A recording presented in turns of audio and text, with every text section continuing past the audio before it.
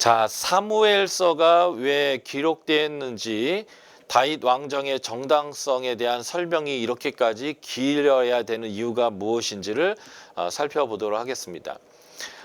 사무엘서는 원래 한 권의 책이었는데 히브리 성경에서도 한 권으로 취급하는데, 이게 나중에 헬라어와 라틴어로 번역되면서 상하권으로 나뉘게 되어졌습니다. 그래서 사무엘서는 1511절이나 되는 엄청나게 긴 책인데요. 창세기와 거의 양이 비슷하거든요.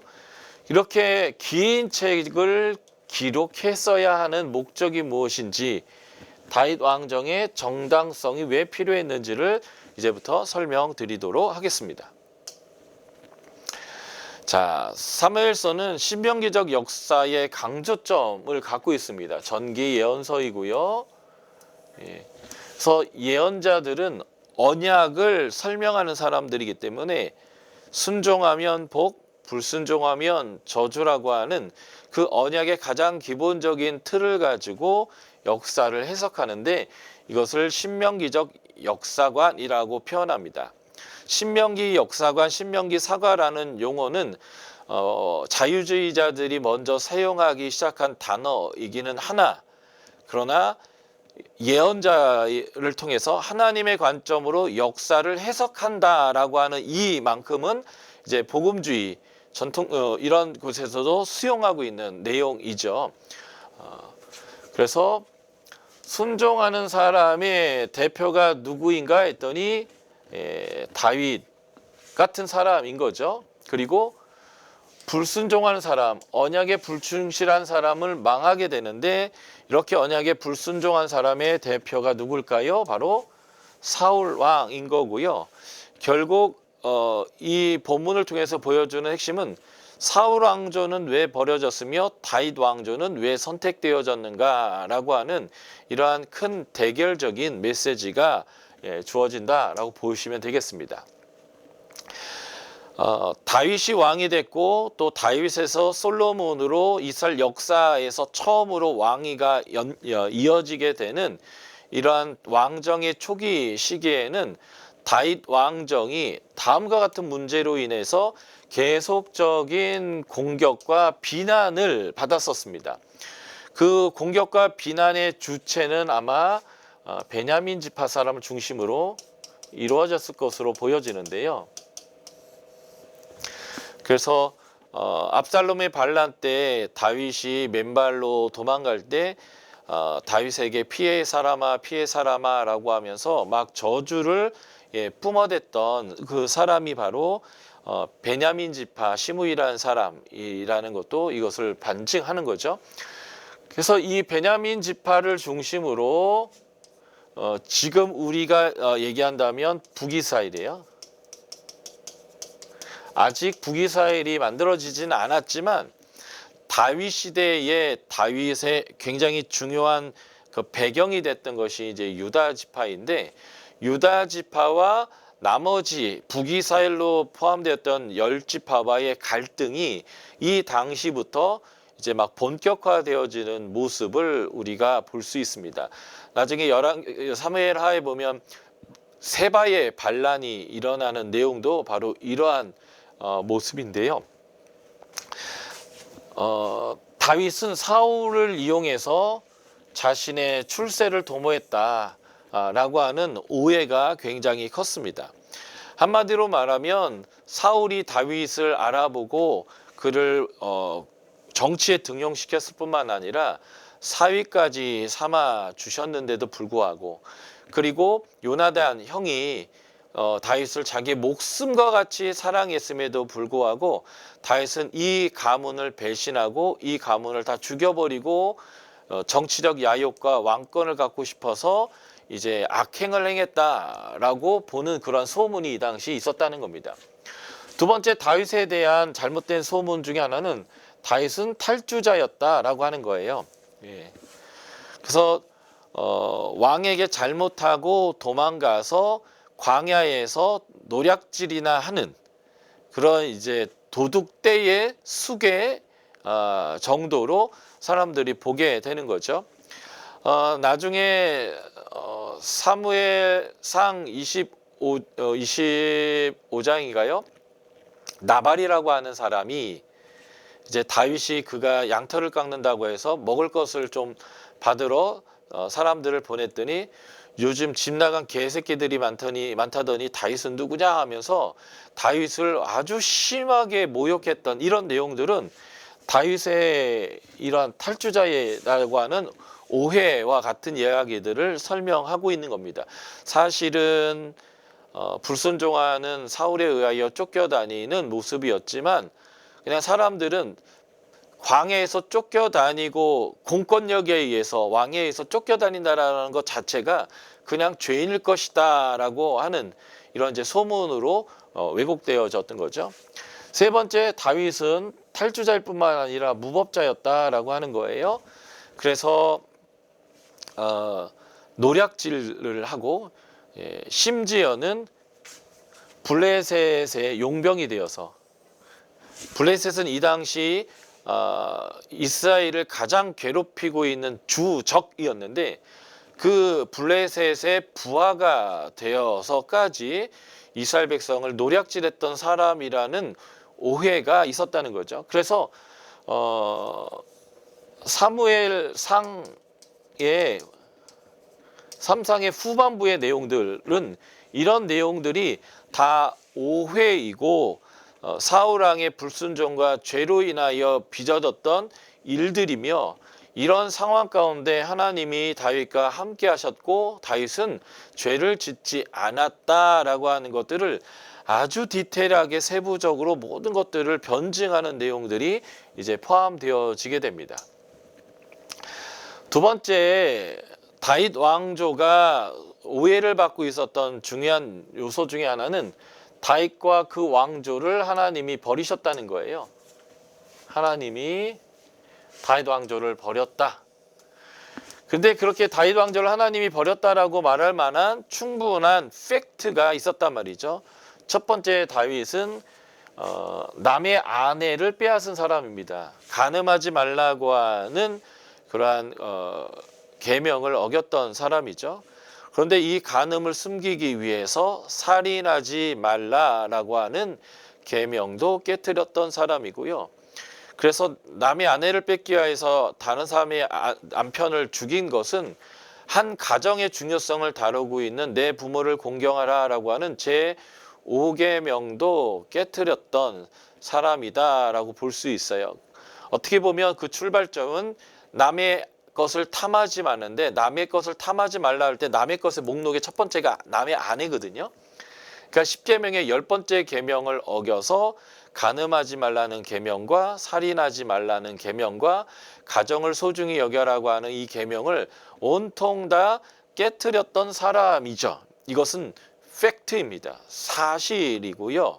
이 사실 때문에 다윗은 하나님에게서 버려졌다라고 사람들은 말했습니다. 다윗은 이 죄를 숨기기 위해서 요압 장군에게 편지를 보내서 우리아를 살해하게 됐고요. 결국은 우리아의 아내인 밧세바를 차지했다라고 하는 것은 굉장히 그의 큰 죄이고요. 다윗이 그의 말년에 굉장히 큰 고난과 아픔, 가정의 비극을 경험하게 됐던 이유는 바로 이 죄를 지었기 때문이고, 그래서 사무엘하 10장 이후에 다윗 왕조의 그 처참한 모습과 그 죄의 모습을 적나라하게 모두 드러내는 이유는 그럼에도 불구하고 그는 하나님께 달게 벌을 받았으며 하나님이 그를 용서하셨다라는 이것을 설명하기 위한 그런 과정이죠. 다윗은 상황적으로 정의를 실천하는 것이 불리하기 때문에 정의를 실천하지 않았다라고 하는 오해를 받았는데, 그 중에 하나가 북이스라엘의 몰락하는 나라의 장군이었던 아브네일이 항복하러 왔을 때 항복을 받아줬는데 금세 요압이 가서 그를 죽여버리는 일이 벌어졌다는 거죠. 그래서 앞에서는 웃고 뒤에서는 계략을 세우는, 내가 너를 받아주겠다라고 하는 것은 언약을 맺은 것인데 언약을 지키지 않는 그런 나쁜 사람이다라고 하는 그러한 이제 오해로부터 그리고 요압이 그를 죽인 것을 요압이 잘못했음에도 불구하고 그를 정죄하지 않았다라고 하는 이런 내용들 때문에 그렇고요. 특별히 요압은 다윗이 요압을 제어하기 위해서 군대 장관직을 아마샤에게 넘겨주었는데 그 아마샤마저도 요압이 죽여버리고 그 군대 장관직을 군권을 계속 요압이 장악했는데 그 요압의 모습을 방관할 수밖에 방관했다라는 것이 이제 오해 중에 하나였습니다.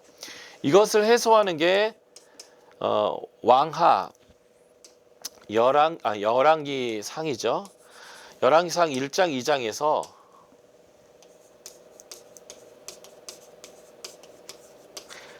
다윗에게서 솔로몬으로 왕위가 이행될 때에 다윗이 했던 유언 중에 하나가 뭐냐면 이 요압을 평안히 죽지 못하도록 해라 라고 하는 거죠.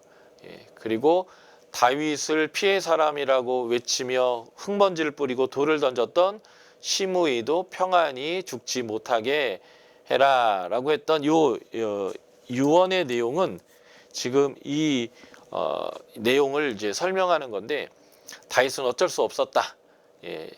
군권을 장악하고 있었던 요압에게 다윗은 어쩔 수 없었지만 결국은 하나님이 왕권이 바뀔 때에 아도니아가 반란을 일으키는 시점에 이 요압이 그쪽 편에 서게 되면서 자연스럽게 하나님의 섭리 안에서 요압은 죽게 됐고, 이렇게 요압이 죽고 시므이가 죽었을 때의 요약적 진술은 다윗 왕정이 굳건히 서게 됐다. 솔로몬 왕위가 굳건히 섰다라는 이 용어를 쓰고 있어요.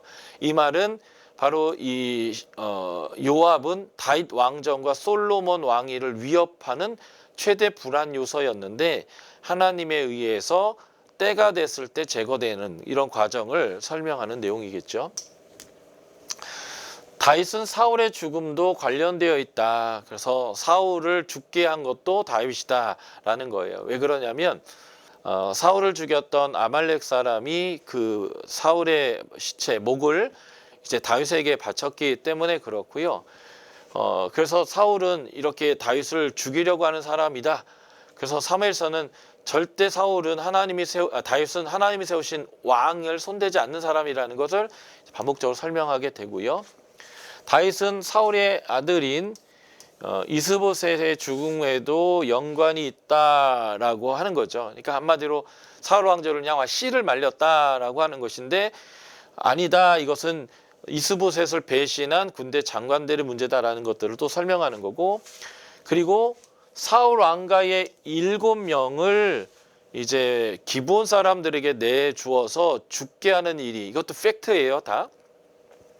이 일이 벌어지게 되는데, 그러니까 정말 사울의 왕조를 씨를 말렸구나, 이제 악한 놈이구나, 이렇게 이제 사람들이 생각할 수밖에 없는 요소인데, 이 부분에서도 이제 충분하게 그 이유가 무엇인지, 오히려 다윗이 얼마나 언약에 신실한지를 보여주는 내용이다라는 것들을 설명합니다. 자, 좀 이따 그 내용들을 다시 다 설명드릴게요. 무엇보다도 다윗 통치 시대 때 있었던 반란이 많은데, 압살롬의 반란과 세바의 반란이에요. 요 세바의 반란이 유다 대 나머지 10지파 이렇게 갈라지는 반란인데, 이미 이제 이 다윗 시대에도 보통 이렇게 유다 지파와 나머지 지파의 갈등이 있었다라는 걸 좀 보는 거고요. 어쨌든 압살롬과 세바의 반란, 이런 반란들이 계속 일어나는 건 축복의 결과이겠느냐, 불순종에서 저주받은 모습이겠느냐라고 하는 거죠. 그래서 다윗은 불공평하고 신실치 못했기 때문에 하나님이 그의 왕조를 버리신 그런 모습이 바로 이러한 반란들이 자주 일어나는 것이다 라고 사람들은 이야기를 하는 거예요. 그래서 사무엘서에서도 이 반란들에 대한 이야기들을 자세하게 설명하면서 변증을 하고 있는 거죠. 압살롬이 반란을 했을 때, 이건 분명히 해석의 여지가 있겠지만, 무비보셋의 신하가 한 마리여서 실제 무비보셋이 한 마리인지는 알 수 없으나, 이 무비보셋이 이렇게 얘기했다는 거예요. 이스라엘 족속이 오늘날 내 아비의 나라를 내게 돌리리라. 이 무비보셋이 누구냐면 요나단과의 약속을 지키기 위해서 다윗이 이 사울의 후손인 무비보셋을 자신의 왕자처럼 여겼었는데, 다윗이 압살롬의 반란 때 도망가는데 무비보셋이 이렇게 은혜도 모르게 이렇게 얘기했다는 거죠. 그런데 그 말 자체가 베냐민 지파의 사람들이 생각하고 있는 원한의 말을 그대로 표현하고 있는 거죠. 이스라엘 족속이 오늘날 내 아비의 나라 사울 왕조를 다시 나에게 돌리겠다라고 이제 표현한 거예요. 그런데 다윗은 무비보셋을 죽이지 않고요. 판단을 하지 않습니다. 왜냐하면 삼자에게 들은 말이기 때문에 그렇죠. 예. 무비보셋이 사울의 집에 회복을 꾀했든 그렇지 않았든 간에 유다 지파를 뺀 나머지 지파가 지파를 선동해서 일으킨 베냐민 지파 사람 세바의 반란이 이거죠. 세바의 반란과 같은 사건은 당시 사람들이 다윗 왕조가 하나님으로부터 버림받은 왕조이고, 그래서 이 왕조에 대항하는 게 하나님의 뜻이다. 사울 왕조는 하나님이 적법하게 세운 왕이기 때문에 다윗은 그 적법하게 세운 왕조를 패하고 악한 심령으로 왕위를 빼앗은 것이다 라고 거짓된 그러한 모습들이 굉장히 많았다라고 하는 것이죠. 예, 요즘 우리가 이제 총선을 앞두고 있다 보니까 여당과 야당이 지금 서로에 대하여 비난을 하고 있는데, 대부분 어떤 팩트에 근거해서 비난이 시작되지만 그 이후에 해석 부분들은 양쪽 다 상당히 부풀려져 있는 모습들이 있는 것은 사실인 것 같아요. 예, 실제적인 것도 있겠고 부풀려진 것도 있겠는데, 언제나 사람들은 어떤 팩트에 근거해서 그것을 추정하기 시작하면서 그것을 막 비난하게 되는데, 지금 이 다윗 시대도 지금의 여당과 야당으로 본다면 지금 다윗이 야당에서 여당이 된 상태고, 이제 사울 왕조가 여당에서 야당이 된 상태인데, 그래서 정권 창출을 위해서 이 둘이 무지하게 지금 치열하게 이제 싸우고 있는 이제 현장이다라고 보시면 좋겠고요. 그러다 보니까 굉장히 부풀려져 있는 거짓 뉴스들이 이게 굉장히 가득 차 있는 그런 상황인 거죠. 이럴 때 무엇이 팩트이냐라는 것들은 하나님에 의해서 명확하게 밝혀져야 되는데, 그게 바로 하나님이 보내신 선지자에 의해서 쓰여진 이제 사무엘서에서 하나님의 관점으로 무엇이 실제이고 무엇이 하나님의 관점이고 무엇이 지금 하나님이 하고 계신 일인가라는 것을 이제 설명하는 것이 바로 이 사무엘서라는 겁니다.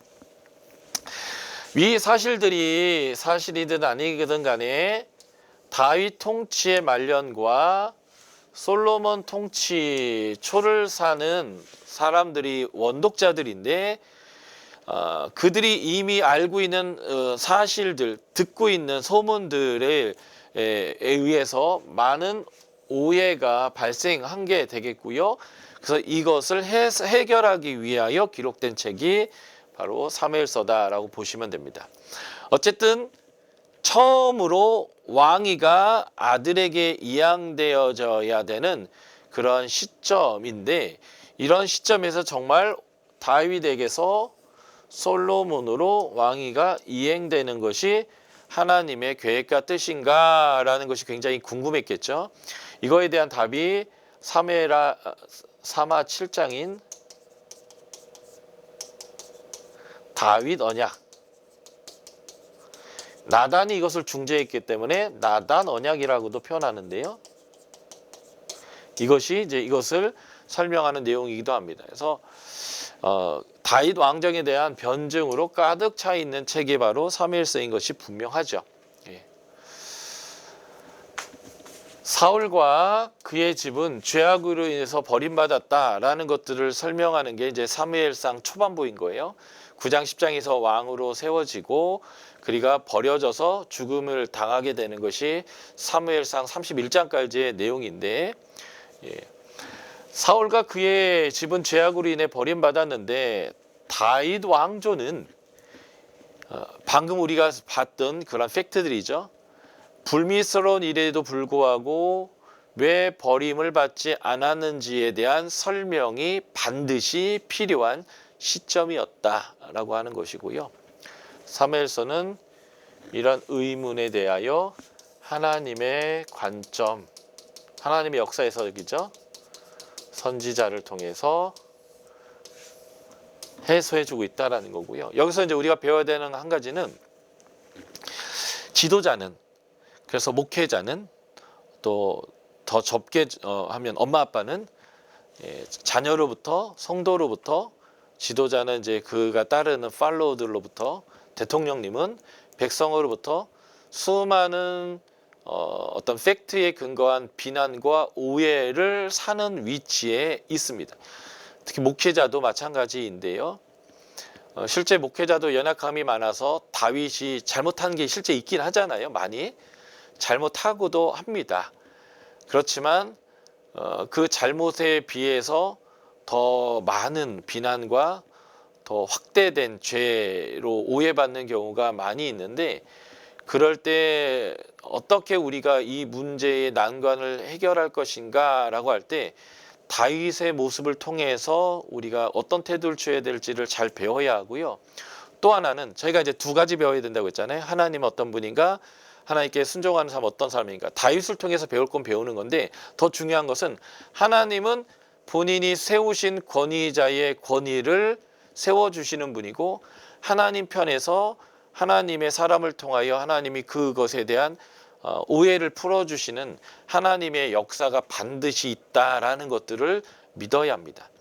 여기에 대한 믿음이 부족하면 이제 목회자가 강단에서 이제 성도들을 설교의 권위를 가지고 막 비난하는 일들을 이제 하게 되고, 그 결말은 목사님이 나가거나 교회가 깨지거나 둘 중에 하나의 이미 닫혀진 결론으로 달려나갈 수밖에 없는, 참 안타깝죠. 오해로 인하여 그런 일들이 벌어질 수밖에 없는 상황인데, 이 하나님에 의하여 선지자를 통하여 다윗 왕정이 변증되고 있다라고 하는 이 말은 하나님이 당신이 세우신 사역자가 부족함이 있다 할지라도 그 사람을 버리지 않는 한 하나님은 끝까지 그 사람의 편에서 하나님이 이 문제를 해결해 나가신다라고 하는 그 근본적인 그 목회자, 지도자가 하나님에 대한 신뢰를 가질 수 있도록 도와주는 중요한 책 중에 하나가 이 사무엘서다라고 보시면 되겠습니다. 자, 그 오해를 사무엘서는 어떻게 풀어가고 있는지 한번 살펴보도록 하겠습니다. 사무엘서는 동시대인들에게 다음과 같이 그 사실들, 오해들을 풀어나가고 있는데요. 다윗은 하나님과의 언약에 신실한 사람이다. 그래서 다윗 왕조는 하나님의 인정하는 왕조다라고 하는 것들을 계속 이 사무엘서는 강조하고 있습니다. 다윗 왕조는 사람에 의해 세워진 왕조가 아니라 하나님에 의해서 세워진 왕조임을 명확하게 설명하는 거죠. 그래서 사무엘상 16장에 기름 부음 받는 이야기로부터 출발해서 그가 사울에게 쫓겨다닐 때에 하나님이 그에게 계속 말씀하세요. 다윗이 기도하면 쫓겨다니는 다윗에게 하나님은 계속 말씀합니다. 사울 왕이 길보아 전투에서 죽기 전에 그가 무리한 사건 하나가 나오는데, 그게 뭐냐면 신접한 사람을 찾아가서 사무엘을 불러내가지고 하나님 뜻을 구하려고 했던 거예요. 왜 그가 그렇게 무리한 짓을 했냐면 하나님이 그에게 전혀 말씀하고 않기 때문에, 아무리 하나님을 찾아도 하나님은 그에게 말씀하지 않았다는 거죠. 그것은 그가 하나님께 버려졌다라고 하는 것이라면, 쫓겨다니는, 그래서 광야에서 개와 메추라기처럼 벼룩처럼 비천하게 사는 그 삶 가운데 있었던 다윗에게 하나님이 늘 다윗의 기도에 응답하셨다라고 하는 것은 굉장히 중요한 메시지가 됩니다. 자, 하나하나 자세히 볼게요. 다윗에게 있었던 의문 첫 번째, 다윗은 간음을 행한 자다. 이건 일단은 간음은 팩트죠. 사실이죠. 두 번째, 다윗은 죄를 숨기기 위해서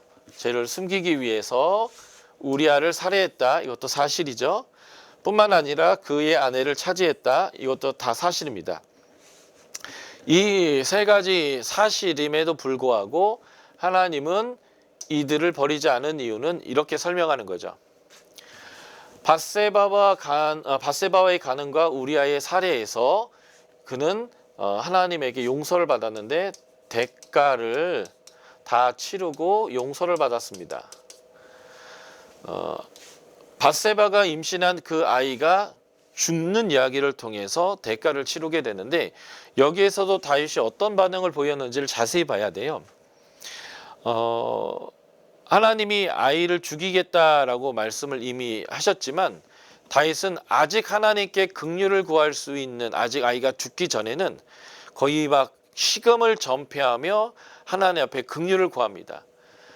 그것이 얼마나 심각했는지 아이가 죽었을 때 관리들이 아이고 이 죽었다는 소식을 다윗에게 어떻게 전해야 되나, 지금도 이렇게 상심이 큰데 죽었다는 얘기를 하면 정말 상심이 크시겠다, 충격이 크겠다, 말을 못하고 수군대고 있는데 다윗이 눈치가 빨라서 그 수군대는 걸 보면서 아이가 죽었느냐라고 물어요. 예, 죽었습니다 했더니 다윗이 탁 털고 일어나서 식사를 합니다. 어떻게 보면 야, 그 전에 금식은 생쇼였나 이렇게 볼 수 있는데 그게 아니라 반대로 보셔야 돼요. 하나님께 긍휼을 구할 수 있을 때는 최선을 다하여 하나님께 대모를 하고 긍휼을 구해야 되지만 하나님이 이미 그것을 확정하시고 실행하셨을 때는 하나님의 주권을 인정하는 겁니다. 당신이 나에게 내린 벌이 이미 집행됐다면 이 벌을 당연히 받아야죠 하는 태도를 보였다는 거예요. 그러니까 다윗은 선이 있었어요. 하나님과 어떻게 관계해야 되는지를 정확히 알았던 사람이죠. 그래서 하나님께 긍휼을 구해야 될 때는 긍휼을 구하고 하나님이 결정하시면 그것을 받아들이는 이러한 이제 명확한 선이 있었는데 그렇게 했다는 거예요. 그리고 암놈이 자신의 배다른 동생을 범했다가 그 여인과 같은 형제인 압살롬에 의해서 죽임을 당하는 이 사건은 밧세바를 범했을 때 하나님이 내렸던 심판, 너희 집에 칼과 피가 계속 이어질 것이다 라고 했던 그 사건으로서 이뤄진 일이라고 볼 수 있거든요. 그래서 암놈의 죽음 그리고 압살롬의 반란이 일어났을 때 다윗은 그 벌을 달게 받았다라는 겁니다. 그 벌을 달게 받았다라는 증거가 이 압살롬의 반역에서 그가 보였던 태도로 볼 수 있는데, 첫 번째는 법궤를 제사장들이 메고 왔을 때 법궤를 소유하지 않으려고 했던 그의 태도와, 자세히 나중에 설명드릴게요. 두 번째는 시므이가 맨발로 도망가고 있는, 비참하게 도망가고 있는 다윗에게 흙먼지를 뿌리며 돌을 던지며 피해 사람아 라고 이제 막 얘기를 하는 거예요. 그러니까 이제 인가응보다 네가 심은 대로 거둔 거다. 네가 사울 가문에게 이렇게 악독하게 행하고 모든 사람을 죽여서 피를 흘리게 했으니, 무고한 자의 피를 흘리게 했기 때문에 네 집안에 이런 피가 이어지는 거야 라고 막 저주를 품어내고 할 때 관리들이, 군사들이 죽여버리자라고 할 때 다윗이 저를 통해서 하나님이 말씀하고 있지 않느냐라고 하면서 시므이의 비난을 그대로 받아들일 뿐만 아니라 전쟁에 이기고 돌아와서도 시므이를 죽이지 않습니다. 한마디로 말하면 내가 지금 하나님께 벌 받고 있다라고 하는 사실을 명확하게 인지하고 그것에 합당한 태도를 그가 취했다는 겁니다. 그러니까 우리는 영혼 없는 사과를 잘해요. 하나님 잘못했습니다. 예. 그리고 놓고 끝나요. 이게 가끔 저희 아내랑 저랑 이제 대화할 때 보면 저희 아내가 저한테 정말 심각하게 잘못한 게 있어서 그거 잘못한 거라고 얘기하면 나름대로 자기 논리를 이렇게 펼쳐요. 그래서 제가 이게 정말 잘못된 거야라고 이제 논리적으로 설명하면 어쩌라고 막 이럴 때가 있어요. 어쩌라고 이게 이제 어쩌라고 아니라 그냥 인정하고 넘어가면 뭐 제가 때리겠습니까? 이혼을 하겠습니까? 뭘 하겠습니까? 그냥 그 사실을 받아들이고 함께 가자는 것인데 때로는 화가 나니까 어쩌라고 이렇게 할 때가 있거든요. 이제 그런 것은 사실은 인정하는 태도가 아닌 거죠. 근데 다윗은 명확하게 태도를 보였고 이 명확하게 보인 태도로 인하여 그가 전쟁에서 승리함으로 하나님으로부터 용서받은 것이 이제 확정되게 되는데 한마디로 말하면 죄에 대한 대가는 분명히 있습니다. 그러니까 죄를 짓고 하나님 죄송합니다. 예수 그리스도를 보혈로 덮습니다 하는 걸로 떼워질 수 없습니다. 이것을 명확하게 보여주는 예가 뭐냐면 속건제예요. 죄를 지면 말로만 때울 수 있는 게 아니라 그것에 의해서 누군가 피해를 입었을 때 피해의 보상을 100%가 아니라 120%를 해야 되는 이런 것은요. 죄는 말로 때우는 게 아니라 그에 합당한 처벌이 있다라는 것들을 보여주는 거고요. 그 이후에 용서가 있다는 것이 중요합니다. 그러므로 우리가 죄는 지었을 때 회개해야 되지만 더 중요한 것은 안 짓는 게 더 중요하고요. 그래서 안 지으려고 성령 안에서 씨름하는 게 굉장히 중요합니다. 예. 어쨌든 밧세바의 간음과 우리아의 살인 사건은 다윗이 지은 죄가 확실하지만 그는 이것에 대한 처절한 형벌을 하나님께 받았고 그 형벌을 받을 때 그는 하나님 앞에 죄인의 태도를 정확하게 보였고 그래서 그는 하나님으로부터 용서를 경험한 사람이다 라고 하는 게 이 사무엘서의 중요한 메시지가 되고요. 두 번째, 솔로몬이 출생하게 돼요. 이제 밧세바의 아들로 출생하게 되는데 열왕기에 나와 있는 족보에 보니까 밧세바가 낳은 네 번째 아들입니다. 사무엘서에서는 이 사생아가 죽은 다음에 태어난 걸로 되어 있지만 다윗 시대 사람은 그 솔로몬이 밧세바를 통해서 한 넷째 아들이라는 걸 다 알기 때문에 그냥 솔로몬 얘기를 하고 싶어서 바로 솔로몬 얘기를 한 것뿐이거든요.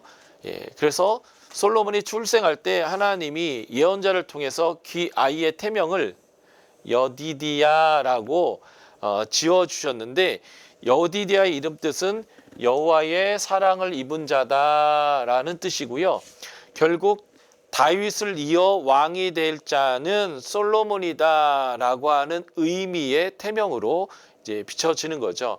그러므로 다윗에게서 솔로몬으로 왕위가 이양되는 것은 하나님이 솔로몬이 태어날 때부터 뱃속에서 이미 작정하신 하나님의 섭리의 과정이다. 그래서 다윗과 솔로몬을 통해서 하나님이 이 하나님 나라를 이루시기 위한 세밀한 계획이 있다라는 것들이 이렇게 이제 비춰지는 내용이다라고 보시면 되겠습니다. 자, 세 번째 의문에 대한 설명인데요. 다윗은 정황적으로 정의를 실현하는 것이 불리했기 때문에 아브넬을 살해한 요압을 오랫동안 방관했고 아마샤를 죽인 요압에게도 방관했다라고 하는 이제 이 내용인데요. 아브넬이 비극적으로 죽게 됐던 이유가 다윗이 앞에서는 웃고 뒤에서는 요압시켜서 쟤 죽였다라는 것이 아니고 요압이 악해서 다윗의 언약에도 불구하고 아브넬을 죽였다라는 것을 보여주기 위해서 아주 긴 이야기를 사무엘하 2장 12에서 23절에서 설명을 합니다. 별 내용도 아니에요. 이제 이 아브넬 편의 군대들과 요압 편의 군대가 서로 싸우는 전쟁의 이야기이거든요. 여기서 이제 서로 수염을 잡고 12사람이 서로 찔러 죽였다 뭐 이런 이제 사건도 나오는데 그냥 일반적인 전쟁의 얘기인데 이 얘기를 지금 21절을 다루고 있거든요. 그런데 보십시오. 다윗이 헤브론을 정복한 내용은 4절. 다윗이 수도가 되는 예루살렘을 정복하는 내용은 5절밖에 안 나옵니다. 사실 역사적으로는 이런 내용이 훨씬 더 중요한 전쟁이에요. 그런데 이런 것은 4절, 5절밖에 언급하지 않는데 지금 이 시답지 않은 전쟁을 21절이나 기록하고 있는 이유가 뭐냐면 이 요압의 동생이 이제 아사엘인데 전쟁에서 업적을 이루고 싶어가지고 적의 장군인 아브넬을 쫓아갑니다. 나는 한 놈만 잡는다 이런 심정으로 이제 막 쫓아가니까 아브넬이 뭐라고 얘기하냐면 아사엘아 내가 너를 죽으면 너희 형을 어떻게 보겠느냐.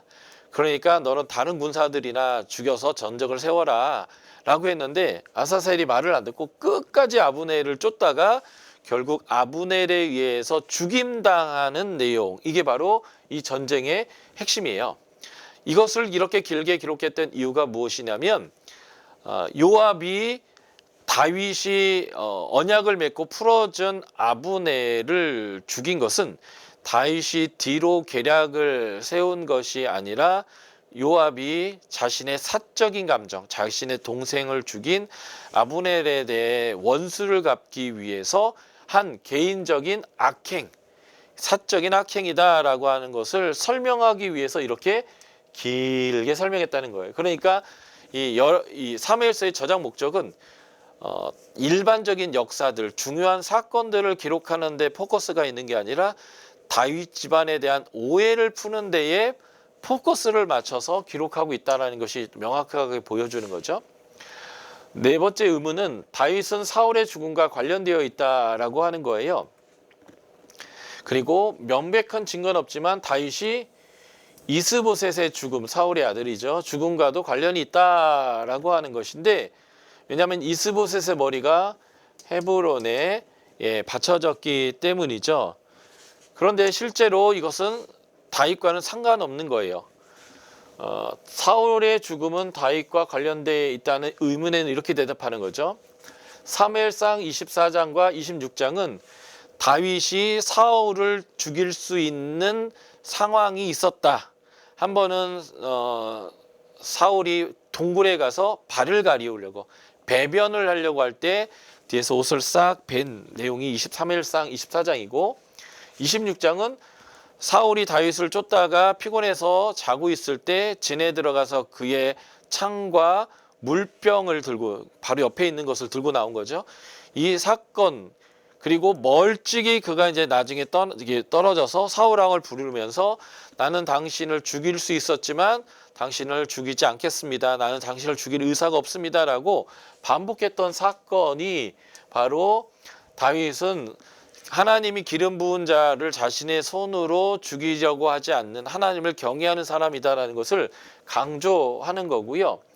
실제 길바 전투가 끝났을 때 아말렉 사람이 상을 얻기 위해서 사울의 목을 잘라가지고 다윗에게 바치게 될 때 다윗은 바로 이 아말렉 사람을 죽여버리게 됩니다. 뿐만 아니라 사무엘하 1장 이렇게 시작되죠. 애가로 사울과 요나단의 죽음에 대한 그 통곡, 슬픔의 노래를 다윗이 지어 불렀는데 이런 모든 내용은 다윗은 사울 가문의 죽음과는 전혀 무관하다라고 하는 것을 보여주는 거고, 다르게는 사울 왕조가 왜 이런 비참한 죽음을 만날 수밖에 없었는가라는 것을 이제 사무엘상에서는 아주 자세하게 설명합니다. 나중에 이제 본문 보면서 그 내용은 더 이야기하겠습니다. 사울의 아들 이스보셋의 죽음도 결국 그의 군대 장관이었던 레갑과 바하나에 의해서 이루어진 것이고, 그들은 상을 받을 줄 알았다가 다윗에 의해서 이제 사형을 받게 되는데, 그 이유는 기름 부은 종, 하나님이 세우신 왕가를 이들이 해야 했다라고 하는 것에 대한 징계를 다윗이 했기 때문에 그렇습니다. 이런 내용들은 다윗은 사울 왕가의 죽음과 상관없다는 거죠. 여섯 번째 의문이에요. 사울 왕가의 7명을 죽인 자로서 피해 사람이다라고 하는 이제 소문을 듣게 되는데, 사울 왕가의 7명을 죽도록 내준 것은 사실입니다. 그런데 왜 내주었느냐라고 하는 이유를 설명하지 않으면 정말 사울 왕조를 죽인 사람처럼 보이는 거죠. 사무엘하 21장에 보면 계속 해를 거듭해가며 기근이 이스라엘 땅에 계속 임하게 되었습니다. 그래서 하나님께 물었어요. 왜 하나님 우리에게 기근이 임합니까? 기근은 불순종의 결과인데 우리 안에 어떤 불순종이 있는지 하나님께 물은 거죠. 마치 이제 여리고 전투 이후에 전투에서 패했을 때 이 여호수아가 하나님께 기도했을 때 하나님이 죄가 무엇인지 알려줬던 것처럼 다윗이 하나님께 물었을 때 무엇을 알려줬냐면 원래 사울이 무엇을 했냐면 기브온 사람들을 죽였어요. 기브온 사람이 어떤 사람이냐? 여호수아에서 거짓말해가지고 이제 이스라엘 백성이 된 사람들. 그래서 성전에서 물을 깃고 장작을 패던 사람들인데 이들과 이스라엘 백성이 언약을 맺었단 말이에요. 그런데 그 언약을 깨고 사울이 기브온 사람을 죽인 것, 그러니까 소위 말하면 무고한 자의 피를 땅에 흘린 것, 이것이 기근의 원인이다라고 말했고요. 그래서 어떻게 해야 되느냐라고 했을 때 기브온 사람들이 요구하는 대로 해야 풀린다는 거예요.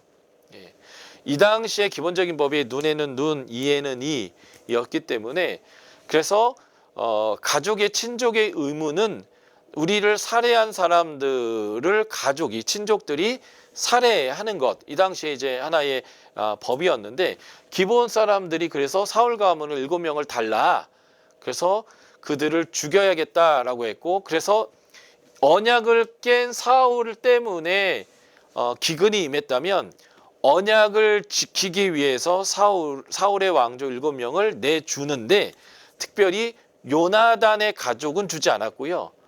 요나단 외의 가족을 줬어요. 왜냐하면 요나단과 언약을 맺은 게 있기 때문에 그래서 요나단과의 언약을 지키고 기브온과의 언약을 지켜서 계속되는 기근을 끝내되 이 언약을 지키는 형태를 갖기 위해서 7명을 내줬다는 거죠. 그래서 다윗은 사울 왕조를 진멸하려고 내준 것이 아니라 언약적 신실함을 위해서 내줬다라고 길게 설명하고 있습니다. 다윗이 사울에게 창을 계속 던져짐을 당하고 어려움을 당할 때 이제 왕의 식사에 참여해야 되는지 말아야 되는지를 고민할 때 요나단이 아버지의 상태를 보고 다윗을 도망가게 도와주었는데요. 그때에 요나단이 얘기합니다. 하나님이 너를 왕으로 세운 걸 안다. 그래서 네가 왕이 됐을 때 우리의 가족을 긍휼히 여겨달라. 다윗은 그 약속을 요나단과 했기 때문에 그 약속을 잘 지키는 거예요. 그래서 무비보셋을 선대한 것과 사울 가명 7명을 내줄 때 요나단의 식구를 내주지 않는 것, 이런 것들은 다윗이 얼마나 신실하게 요나단과의 우정과 언약, 사랑의 관계를 충실하게 지켰는지를 잘 보여주는 내용이죠. 무엇보다도 다윗 시대의 통치 말기에 있었던 압살롬의 반란과 세바의 반란, 이 세바가 베냐민 지파예요. 이 다윗의 죄 때문이다 라고 했는데 그것이 아니라는 변증이죠. 압살롬의 반란은 다윗이 하나님의 징벌을 겸손하게 받아들인 자세를 보였기 때문에 용서받았다라는 거예요. 아까도 말씀드렸지만 언약궤를 소유하지 않았습니다. 그리고 시므이의 저주를 하나님의 소리로 들었습니다. 다윗이 하나님께 형벌을 받았지만 사울처럼 영원히 버림받지는 않은 것인데요. 바로 우리가 죄가 있을 때 어떤 태도를 취해야 되는지를 명확하게 여기서 우리가 보게 되는 거고, 한마디로 말하면 우리 모두는 하나님께 부름받은 사역자인데 다윗처럼 우리도 여전히 연약하기 때문에 죄를 진단 말이죠. 그 죄를 졌을 때 우리는 어떤 태도를 취해야 하는가라는 것들을 명확하게 보게 되는 거고, 다윗이 언약궤를 돌려보낼 때 야 내가 이거 언약궤 가져가면 하나님이 나와 함께 하시겠느냐, 하나님이 나를 용서하시면 법궤에 있는 곳으로 내가 되돌아올 수 있도록 해주실 거다. 그러니까 다윗이 법궤에 있는 대로 있는 곳으로 되돌아오는 것이 그가 용서받았다라는 증거가 되는 건데, 실제로 전략적으로는 압살롬이 승리할 수밖에 없는 상황이었는데 다윗의 군대가 승리하게 되는 아주 드라마틱한 과정들이 이제 그 본문에서 보여지는 것이죠. 그래서 압살롬의 군대의 모략자의 계략이 무산되어지면서 다윗이 승리하게 되는 이러한 드라마틱한 이 과정은 다윗이 용서받았다라고 하는 것을 명확하게 보여주는 본문이 되고요. 다윗은 자신의 계략과 정치적 행위를 통해서 왕이 된 것이 아니라 하나님에 의해서 세워진 것을 말하기 위해서 사무엘상 16장 사무엘이 기름 붓는 내용이죠. 그리고 계속적으로 하나님이 그와 함께 하셔서 전쟁을 승리하게 하셨다라고 하는 이러한 과정들을 이 본문에서 계속 반복해서 설명하는 거예요. 반복은 강조입니다. 그래서 강성해졌다, 블레셋과의 전쟁, 미갈 앞에서 언급. 다윗이 엉덩이 보이도록 이제 법궤가 들어온 걸 좋아서 춤을 췄을 때 이제 미갈이 부끄럽다라고 얘기하니까 하나님이 너희 아버지의 왕조를 나에게 주셨다. 그래서 나는 이제 하나님께 이렇게 할 수밖에 없다라고 하는 언급이죠. 예. 특별히 사무엘하 7장 나중에 이 부분을 자세히 설명드릴 건데 다윗 언약 나단 언약 내가 너의 왕조를 영원하게 할 거다. 영원히 할 거다라는 걸 다르게 설명하면 사울 왕과 같이 하지 않겠다. 사울 왕과 같이 한다라는 거는 불순종하니까 다윗에게로 왕위를 넘겨버리잖아요. 그래, 영원히 하겠다. 너의 아들이 왕이 될 것이고 그가 성전을 지을 것이다 라고 하는 이런 내용들. 그래서 이 약속의 성취가 솔로몬이 왕이 되고 성전을 짓는 열왕기상 10장까지의 이러한 내용과 연결되어져 있는데, 그래서 특별히 사무엘하 마지막에 22장 23장은 다윗의 시로 되어져 있는데 이 다윗의 시 22장 51절이나 23장 5절에 보면 하나님이 다윗 왕조를 선택했고 이 왕조가 영원할 거라고 하는 약속을 하셨다라고 하는, 지금 제가 반복은 강조라고 설명드렸는데 이 사무엘상 16장부터 지금 사무엘하 끝장까지 계속 하나님은 이 다윗을 선택했고 그와 싸우셨고 그에 응답하셨고 그와 약속하셨고 그의 왕조는 영원할 거다라고 하는 이런 내용들을 계속 설명하는 겁니다. 정리할게요. 다윗의 부흥의 역사는 BC 13세기 히타이트족의 왕조 변명의 변증서인 히투실리스의 변증론이라는 책이 있어요. 이 내용과 굉장히 유사합니다. 그러니까 분명한 이 다윗에 관련된 이 사무엘서는 다윗 왕조의 변증서라는 거죠. 그 당시에 유명했던 이런 한 왕조의 변증서의 형태를 띠고 있다라는 거고, 그래서 다윗 왕가가 하나님에 세워진 합법적인 왕조임을 설명하는 거예요. 이 왕조가 지금 하고 있는 게 뭐예요? 하나님 나라의 회복 사역을 하고 있는 것이기 때문에 합법적인 왕조임을 강조하고 언약에 대한 순종의 삶을 가르치기 위한 거예요. 사울이 버려진 이유는 불순종했고 다윗이 하나님이 사용하는 이유는 죄 가운데 있지만 회개할 줄 알고 바른 태도를 취할 줄 알 뿐만 아니라 순종하기 때문이다라는 거예요. 그러니까 이 순종의 내용 안에는 죄를 졌을 때의 태도가 어떤 것인가를 포함하고 있다라는 게 굉장히 중요한 내용이고요. 사사시대 왕이 없었던 신정시대가 끝나고 왕정이 시작된 상황에 대해서 설명하면서 왕정도 하나님이 인정한 시스템이다. 그래서 사사기가 그래서 다윗과 같은 왕이 필요하다라는 뉘앙스를 설명하는 거죠.